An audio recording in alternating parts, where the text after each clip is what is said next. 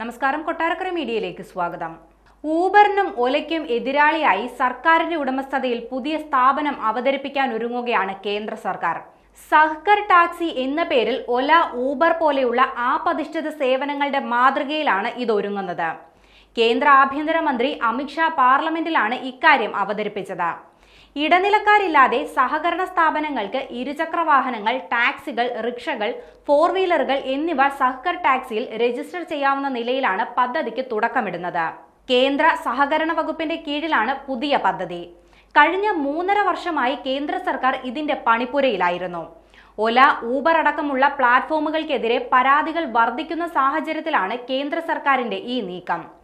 IPhone ഉപയോഗിച്ചും Android phone ഉപയോഗിച്ചും യാത്ര ബുക്ക് ചെയ്യുന്നവർക്ക് വ്യത്യസ്ത യാത്രാ നിരക്കുകൾ ലഭിക്കുന്നുവെന്ന പരാതിയിൽ കേന്ദ്ര ഉപഭോക്തൃ കമ്മീഷൻ ഇരു കമ്പനികൾക്കും നോട്ടീസ് നൽകിയിരിക്കുകയാണ്.